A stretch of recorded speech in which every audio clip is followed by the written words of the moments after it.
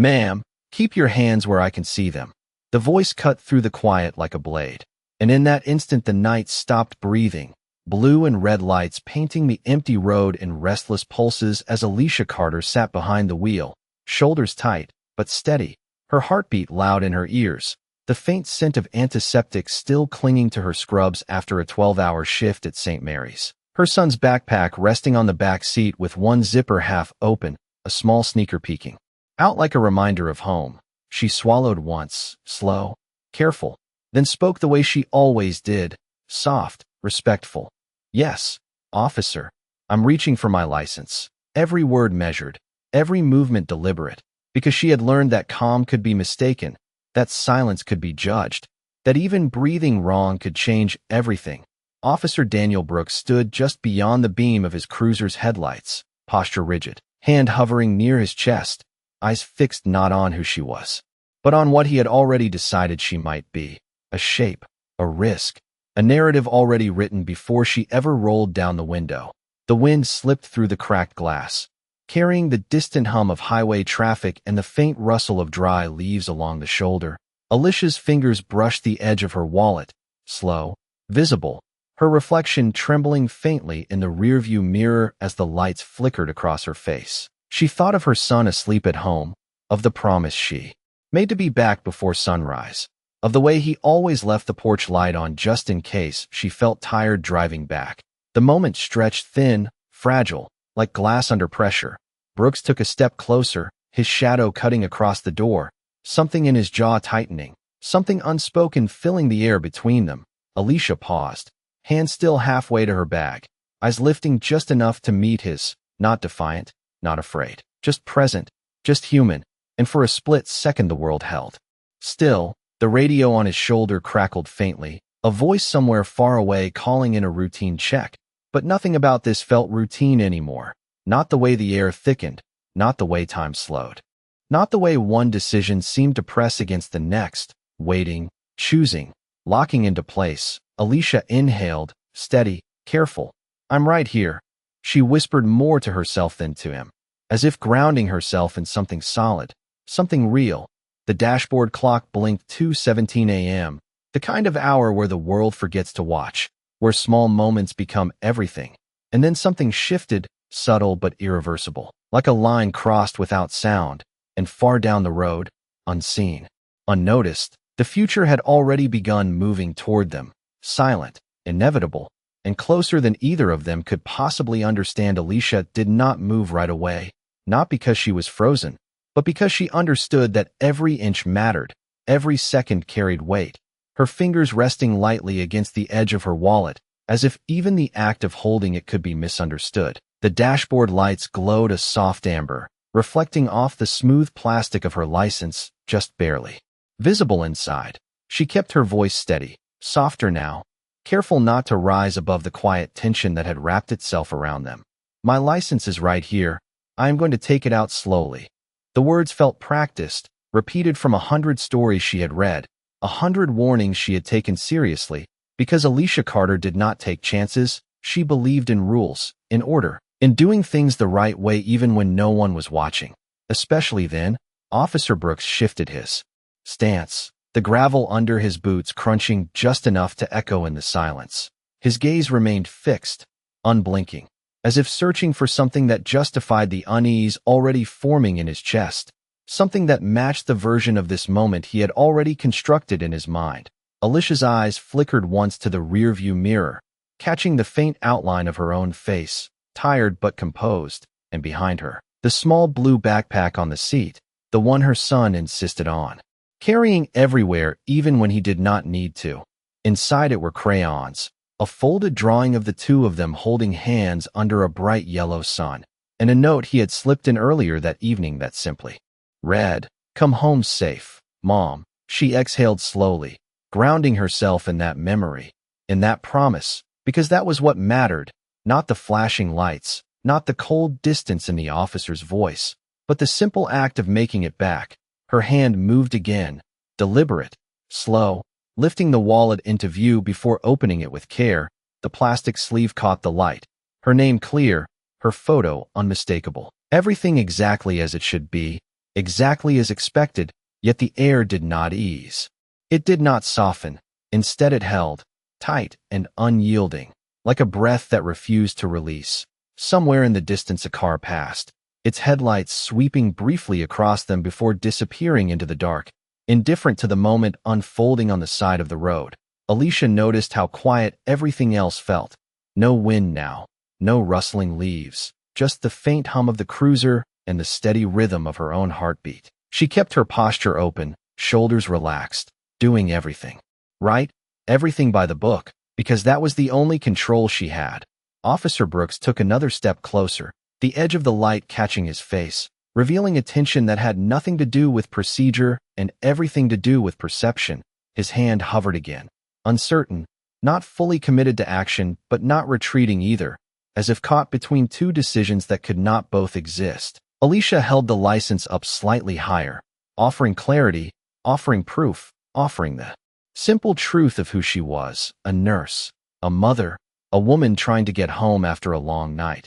But in that space between what is shown and what is believed, something fragile began to fracture, something invisible but real, and in that fracture, the moment stretched again, thinner now, sharper, as if the next breath, the next word, the next movement would decide everything, and far beyond the reach of those flashing lights, beyond the quiet road and the silent trees, a different kind of motion had already begun, unseen forces aligning, threads pulling tight, the kind that would not be understood until it was far too late to undo what had already been set in motion. Officer Brooks did not lower his gaze, even as the license caught the light clearly enough to read, Alicia Carter, registered nurse. Everything aligned, everything verifiable, yet something in the space between them refused to settle, like a question that had already been answered but not accepted. His radio crackled again, a distant voice asking for status, routine, procedural, ordinary, but Brooks did not respond right away, his silence stretching just long enough to feel intentional, just long enough to shift the balance of the moment. Alicia noticed it, the hesitation, the way his eyes flicked not to the license but to her hands, then back again, measuring, calculating, as if the truth needed confirmation beyond what was visible. She held her position, arms steady, fingers open, nothing concealed, nothing rushed, because she understood something deeper now. This was no longer about documents or compliance. It was about perception, about what he believed he was seeing, and what he refused to see. The air felt colder, sharper against her skin. She became aware of the faint tremor in her wrist, not from fear, but from the strain of holding still for too long, of carrying the weight of being watched, evaluated, reduced to a possibility rather than a person. She swallowed again, slow, deliberate, her voice barely above a whisper. "Is there anything else you need from me, officer?" The question hung there, simple, respectful, but it did not move him. It did not break the tension. Instead, it seemed to deepen it, as if the very act of asking had complicated something already fragile. Brooks finally reached out, not to take the license, but to gesture slightly, a vague motion, unclear, uncertain. "Keep your hands visible," he said again, even though they already were, even though she had never moved them out of sight. The repetition was not instruction, it was insistence, a reinforcement of control. Alicia nodded once, barely, complying with something she had never resisted. Her mind drifted, for a split second, not away from the moment, but through it, to the quiet kitchen at home, to the dim light over the sink, to the note her son had left folded beside her coffee mug. She imagined his small handwriting, uneven but determined. She imagined the way he would ask her in the morning if she had a good night, if she helped people, if she was safe. The thought steadied her, anchored her in something real, something untouched by the tension of the roadside. And yet even that felt fragile now, like a memory at risk of being interrupted. Brooks took a breath, shallow, controlled, his jaw tightening again. The kind of tension that builds not from danger, but from expectation, from a script that has already been written and is now waiting to play out. The cruiser lights continued their endless rotation, red then blue then red again, washing over Alicia's face, over the dashboard, over the small details that made up her world in that moment. Her badge clipped to her pocket, the faint stain on her sleeve from a long shift, The worn edge of her steering wheel where her fingers rested every day, ordinary things, grounding things, things that told a story far different from the one forming in the officer's mind. And then, just beyond the edge of the road, far past the reach of the flashing lights, something else moved, not with urgency, not with noise, but with purpose, a chain of events already set into motion, invisible to both of them, but closing in with every second that passed, waiting for the moment when everything would change, not in a flash, not in a shout, but in the quiet, undeniable weight of truth arriving too late to stop what had already begun. The moment did not break. It stretched, thin and trembling, as if the night itself was waiting for someone to choose what came next. Alicia kept her hand raised, license visible, her fingers beginning to ache from the stillness. But she did not lower it. She did not rush. She did not give the moment anything that could be mistaken. The cruiser lights flickered again, painting the inside of her car in restless color, red then blue then red again, each pulse reflecting in her eyes, steady but tired. She blinked once, slow, grounding herself, holding on to the simple truth that she had done nothing wrong. Officer Brooks shifted his weight, the sound of gravel sharp in the quiet, his breathing shallow, controlled, but uneven in a way that betrayed something deeper, something unsettled. He glanced briefly at the license again, then at her hands, then at her face, as if searching for confirmation that never arrived. His radio crackled once more, louder this time. Unit 12, status check. The voice cut through the silence, demanding response, demanding clarity, but Brooks hesitated just long enough for the question to hang unanswered, just long enough for the moment to feel suspended between what was happening and what should have been happening. Alicia noticed the pause, the way his silence seemed to grow heavier with each passing second. She lowered her voice even further, gentle, careful. "Officer, I am not reaching for anything else," she said, offering reassurance, offering control, offering calm. But the words did not land the way they were meant to. Instead, they seemed to echo against something rigid, something already decided. Brooks finally reached forward, not to take the license, but to press his shoulder radio, his voice coming out tight, measured, standby, just one word. But it carried a weight that shifted everything, a signal that something in his mind had already moved beyond routine, beyond procedure. Alicia felt it then, not fear exactly, but a change in the air, a subtle shift that told her the moment was no longer balanced, no longer waiting. It was tipping, slowly but undeniably. She inhaled, deeper this time, her chest rising against the fabric of her scrubs, the faint scent of the hospital still clinging to her, a reminder of the life she had just left hours ago, a life where she helped people breathe, where she calmed panic, where she stayed steady when others could not. And now she needed that same steadiness for herself. Brooks took another step closer, his shadow falling across her door, the light catching the edge of something in his expression, not anger, not certainty, but something more dangerous, something unresolved. His hand hovered again, not fully still, not fully committed, caught in that space between hesitation and action. Alicia held her position, license still raised, her voice silent now, because she understood that words were no longer guiding this moment. Something else was, something deeper, something harder to control. The world beyond the road remained distant and quiet, unaware of the fragile line being crossed inch by inch, and far away, beyond the reach of sirens and flashing lights, beyond the quiet stretch of asphalt and the stillness of the night. Engines had already started, doors had already opened, and a different kind of response was already on its way, moving with purpose, moving with certainty, drawn not by confusion, not by assumption, but by something that would soon collide with this moment in a way neither of them could yet see. The night finally exhaled, but not in relief. In consequence, Alicia's arm lowered just slightly, not in surrender but in fatigue, the license still visible, still steady, her fingers trembling now from holding the same careful position for too long. She shifted her breath, slow and controlled, the way she did with anxious patience, in through the nose, out through the mouth, grounding herself in rhythm, in something predictable, because nothing else in this moment felt certain anymore. Officer Brooks watched that small movement, his eyes narrowing just enough to suggest something had changed, not in her, but in his perception of her, as if the smallest shift confirmed something he had already been waiting to believe. "Do not move," he said again, sharper this time, the words cutting through the space between them. Alicia froze instantly, her body responding before her thoughts could catch up, her voice barely audible. "I am not moving," she said, calm but strained, reinforcing what was already true, reinforcing something that should not have needed repeating. But the repetition did not bring clarity. It brought pressure.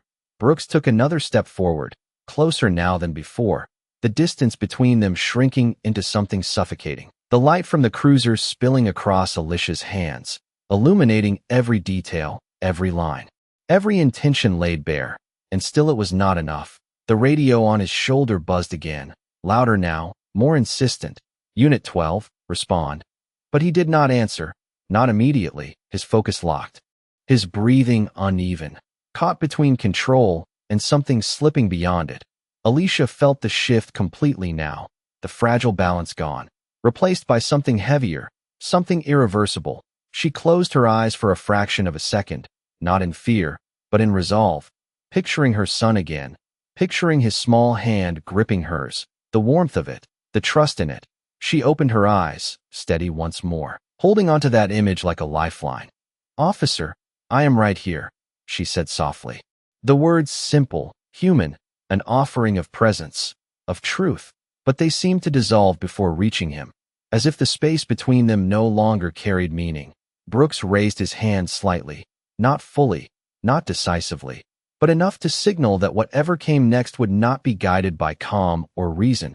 And in that suspended second, the world narrowed, the road, the lights, the air itself compressing into a single fragile point. And then everything went quiet, not the kind of quiet that comforts, but the kind that follows something breaking, the kind that lingers after a line has been crossed. Alicia's hand slipped, the license falling gently into her lap, her shoulders lowering, not in defeat, but in exhaustion, in the weight of being unseen, unheard, misjudged despite everything she had done right.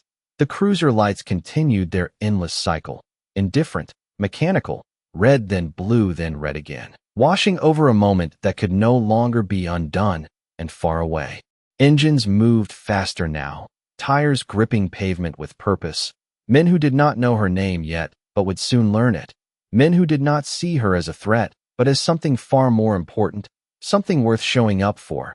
And as the distance between those two worlds began to close, the silence on that empty road grew heavier, carrying within it the quiet certainty that this moment was no longer just a stop on a dark highway. It was the beginning of something much larger, something that would not stay contained, something that would demand to be seen. The silence did not end. It deepened, settling over the road like a weight that pressed into everything it touched.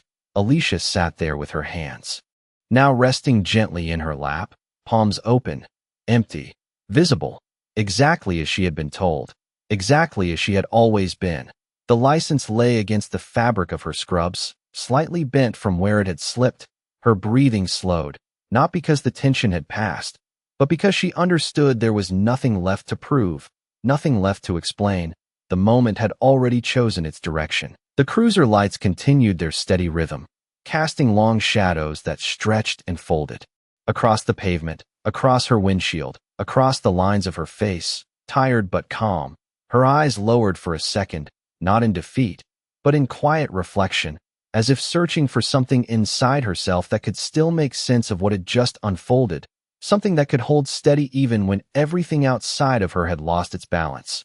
Officer Brooks stood just beyond the door, his posture still rigid but no longer certain, the tension that had once fueled him now settling into something heavier, something harder to carry. He looked at her hands again, then at the license, then at the stillness of the scene, and for the first time, something in his expression shifted, not enough to undo what had already been set in motion, but enough to recognize it, a flicker of awareness, a hesitation that arrived too late. His radio crackled again, louder now, almost urgent. "Unit 12, respond immediately." The voice broke through the quiet, demanding clarity, demanding accountability. Brooks lifted the radio slowly this time, his hand not as steady as before. "Stand by," he said again. But the words sounded different now, less controlled, less certain, like it carried the weight of something he could not yet fully name. Alicia closed her eyes briefly, letting the sound of his voice pass through her without resistance, without reaction, because she had already stepped into a different kind of quiet, one that did not rely on what was happening around her, but on what remained inside her, the memory of her son's voice, the warmth of his small hand, the simple promise she carried with her every night she left for work. She opened her eyes again, steady, present, grounded in something deeper than fear. The world around them seemed to pause, holding its breath in a way that felt almost deliberate, as if waiting for something beyond this road, beyond this moment. And then, faint at first, barely noticeable, a low hum began to rise in the distance. Not loud, not urgent, but steady, purposeful, the kind of sound that does not rush because it does not need to. It grows slowly, inevitably, filling the space long before it arrives. Brooks turned his head slightly, just enough to acknowledge it, his brow tightening as the sound became clearer. Engines, multiple, approaching in a way that did not match the quiet emptiness of this road. Alicia heard it too, her eyes lifting just slightly toward the darkness ahead, not with fear, not with expectation, but with a quiet recognition that something else was entering this moment, something beyond the narrow frame of what had just happened. The sound grew stronger, closer, carrying with it a presence that shifted the air itself, and in that subtle change, the balance that had once been so fragile began to move again, not back to where it had been, but towards something entirely different, something that neither of them could yet fully see, but both could now feel approaching with undeniable certainty. The sound grew louder, no longer distant, no longer uncertain. A low, steady rumble that filled the edges of the night and pressed into the stillness like a force that did not need permission to arrive. "Officer." Brooks turned fully now, his attention pulled away for the first time, his eyes narrowing as the dark stretch of road ahead began to shift.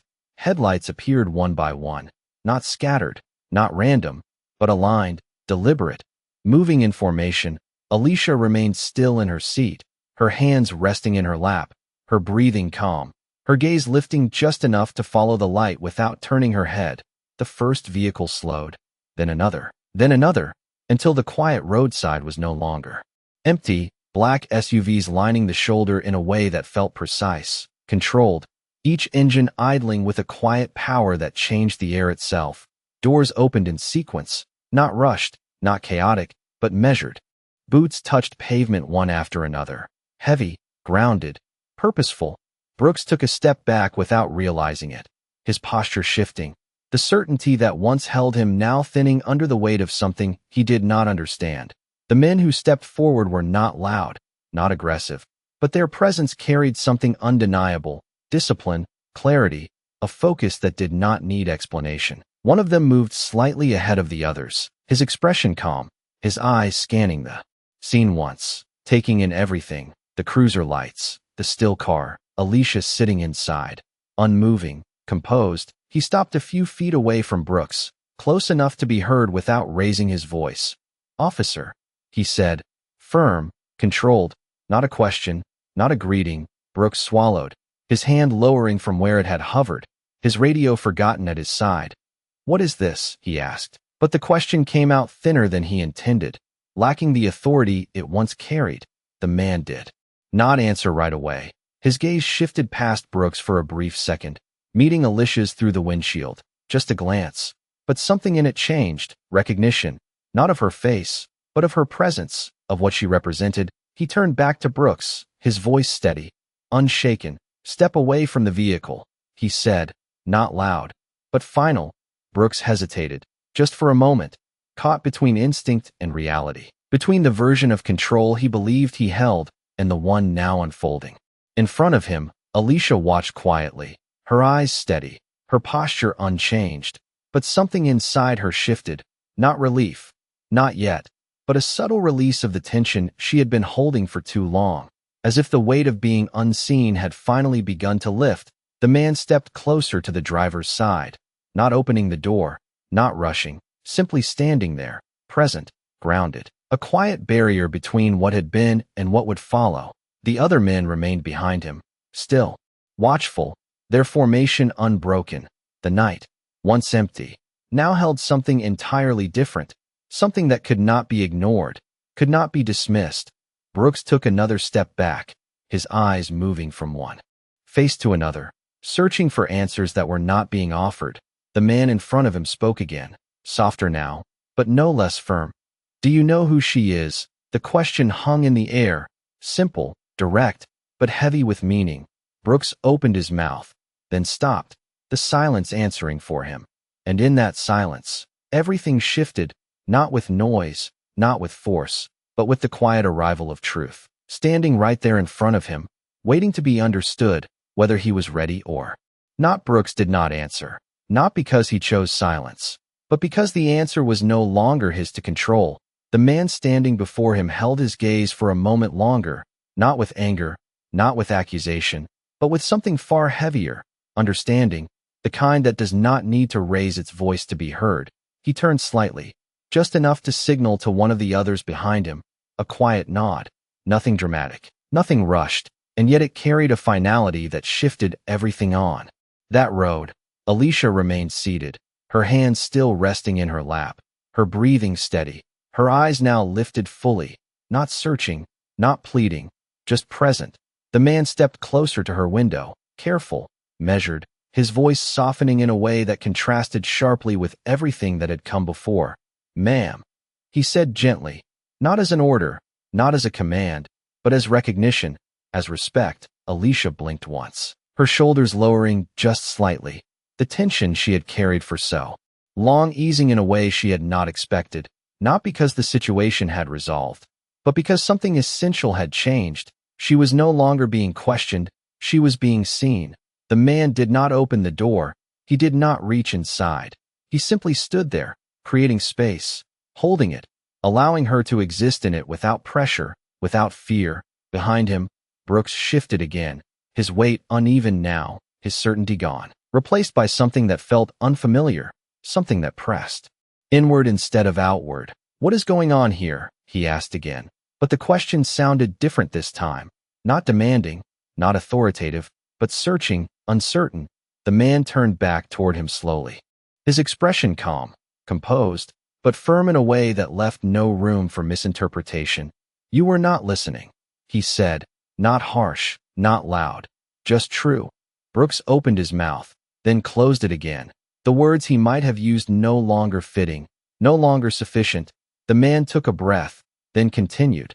"That woman," he said, gesturing slightly toward Alicia without turning his head, "is the wife of a man who served beside us, a man who never hesitated, a man who saved lives when it mattered most." The words settled into the air with a weight that did not need emphasis. Brooks felt it, the shift, the realization forming not as a sudden shock, but as a slow, undeniable truth, something he could not push away, could not reframe. His eyes moved toward Alicia again, but this time they lingered, not scanning, not evaluating, but searching for something he had missed, something he had overlooked from the beginning. The man stepped closer to him now, not aggressive, not threatening, but present in a way that made distance impossible. "We show up for our own," he said quietly, the statement simple, but absolute. Alicia closed her eyes for a brief moment, not in reaction, but in release, the words reaching her in a way that nothing else had, not because of what they meant in this moment, but because of what they carried from everything before it, everything her husband had been, everything he had stood for, everything that still lived on in the people now standing around her. When she opened her eyes again, the night felt different, not lighter, not easier, but clearer, as if the fog that had surrounded the moment had finally begun to lift. Brooks stood still, his shoulders no longer squared, his posture no longer rigid, the weight of what he had done settling into him in a way that could not be undone, could not be ignored. And in that quiet, in that space between recognition and consequence, the road held its breath once more, not waiting this time, but witnessing. No one spoke for a long moment, not because there was nothing to say, but because everything that needed to be understood was already there, resting in the space between them, heavy and undeniable. Alicia slowly reached for her license again, this time without hesitation, Without the same careful fear, her fingers steady as she placed it back into her wallet, the small motion quiet but complete, like closing a chapter that should have never been opened. The man by her window stepped back just enough to give her space. His presence still there, still grounding, but no longer pressing, just watching, ensuring. Brooks remained where he stood, his hands at his sides now, no longer raised, no longer hovering, the authority he once carried now replaced by something far more fragile, awareness, the kind that does not come with instruction manuals or second chances. His eyes lowered briefly, not out of respect yet, but out of the weight of recognition settling into him, something he could not unsee, something that would follow him long after this road was empty again. Alicia opened her car door slowly, the soft creak cutting through the quiet. She stepped out, her feet touching the pavement with a calm certainty, her posture straight, her expression composed, not hardened, not broken, just present, just steady. She did not look at Brooks right away. She did not need to. Her attention moved instead to the man who had spoken for her, who had stood there without asking, without judging, just understanding. He gave a small nod, nothing exaggerated, just enough to acknowledge her, to let her know she was not alone in this moment. The others remained behind him, still, silent. Their presence no longer overwhelming but protective, like a line drawn not in aggression but in quiet solidarity. Alicia finally turned her head slightly, her eyes meeting Brooks for the first time since everything had shifted. There was no anger there, no raised voice, no accusation, just a calm that carried more weight than anything else, a calm that did not excuse, did not forget, but simply existed, undeniable. Brooks tried to speak, his lips parting, but no words came. Whatever he might have said no longer mattered. Not here, not now. The moment had already moved beyond explanation, beyond apology. Alicia held his gaze for a second longer, then looked away, not dismissing him, but releasing him from the center of her world, placing him where he belonged, outside of it. She turned back toward her car, toward the quiet life waiting beyond this road, the life that still needed her, that still called her home. One of the men stepped forward and gently opened the door for her, not out of duty, but out of respect. She paused before getting in, her hand resting briefly on the frame, feeling the cool metal beneath her fingers, grounding herself one last time. The night air moved softly around them now, no longer heavy, no longer holding its breath. The cruiser lights still flashed in the background, but they felt distant, irrelevant, as if they belonged to a different moment entirely. Alicia sat back in her seat, her hands resting on the steering wheel, her reflection steady in the glass. And as the engine turned over, quiet and controlled, the road ahead opened again, not changed, but seen differently. Behind her, the men remained, their presence unwavering, and Brooks stood, alone in the fading lights, not surrounded, not confronted, just left with something far more difficult, the silence of what he now understood, and the weight of knowing that some moments do not need noise to leave an impact. They only need truth and the space to be heard.